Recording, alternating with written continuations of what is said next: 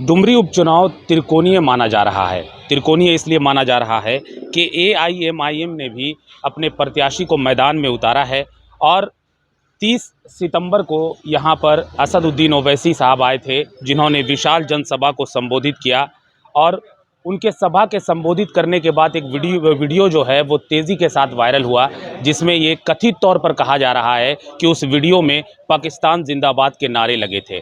हमारे साथ इस वक्त एमआईएम के प्रत्याशी जो हैं अब्दुल मोबिन रिजवी साहब मौजूद हैं। हम इनसे बातचीत करेंगे, इन्हीं मुद्दों पर जानेंगे कि आखिर क्या सच्चाई है। ये जो वीडियो एक वायरल हो रहा है, इसकी कितनी सच्चाई है? ये बिल्कुल निराधार है, ये बिल्कुल गलत है, ये एक साजिश का हिस्सा है। इसलिए कि अगर ईमानदारी से अगर आप देखें तो उस मंच पे और पूरे सभा पे एक दो नहीं, वो हज़ारों हज़ार का मजमा था।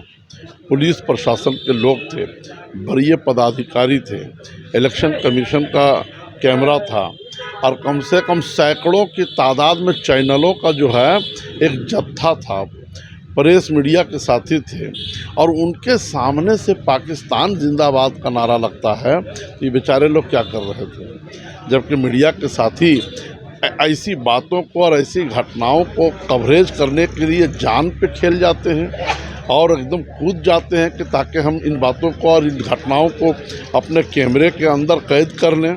यही तो उनकी ड्यूटी है, इसी में तो उनका अपना कमाल है। लेकिन उस दिन इतनी बड़ी घटना घट गई कि पाकिस्तान जिंदाबाद का नारा लग गया और सारे लोग बहिरे हो गए। आपको क्या लगता है कि ये जो वीडियो वायरल किया जा रहा है, क्यों किया जा रहा है?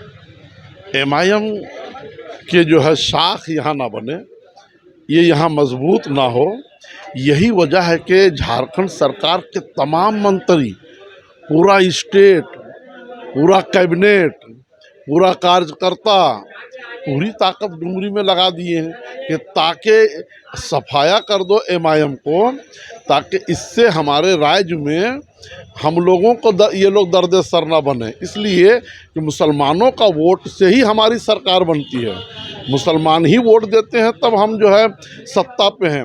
वरना सोरेन जी के पास सोरेन कहाँ रह गए? वो तो सुनील सोरेन एमपी बने बीजेपी से, सारा सोरेन तो वोट भाजपा को देते हैं। कुर्मी लोग सारा वोट सीपी चौधरी को देते हैं, कुर्मी लोग सारा वोट तो बीजेपी को देते हैं, जेएमएम को कहाँ देते हैं? मोथरा प्रसाद महतो जेएमएम में है और उनका दामाद बीजेपी में है। तो कुर्मी बीजेपी में चले गए, सोरेन बीजेपी में चले गए, कोयरी बीजेपी में चले गए, यादव बीजेपी में चले गए, सिंह ब्राह्मण बीजेपी में चले गए। तो हेमंत जी को खतरा है कि अगर मुसलमान जो मेरे पास है और जिससे मेरी इज्जत बचती है और हम सत्ते पे जाते हैं, अगर कहीं एमआईएम या अपना हिस्सा अपने पास अगर खींच लिया तब तो फिर हम लोग तो कहीं के नहीं रह जाएंगे, हम लोग रास्ते का मुसाफिर हो जाएंगे। ओवैसी साहब यहाँ आए थे, अब कैसा माहौल है आपके पक्ष में? ओवैसी साहब के आने के बाद, चूँकि वो पढ़े लिखे इंसान हैं, उन्होंने जो बातें कही हैं लोगों के दिलों पे चुभ गया है और सारे लोग मुझे फ़ोन करके कह रहे हैं कि जितना ये लोग नोट उड़ा रहे हैं उड़ने दीजिए, जितने गांव में दलाल बना करके हमारे गांव में पैसे खिला रहे हैं खिलाने दीजिए। मौलाना साहब आप परवाह नहीं कीजिएगा, 5 तारीख को ही इन लोगों का औकात का पता चलेगा और हमारी आवाज़ हेमंत सोरेन नहीं उठाते हैं, हमारा हक और हुकूक हेमंत सोरेन नहीं दे रहे हैं। हमारी आवाज़ अगर कोई हिंदुस्तान में उठाने वाले आदिवासियों के लिए, दलितों के लिए, पिछड़ों के लिए है तो वो असद ओवैसी हैं।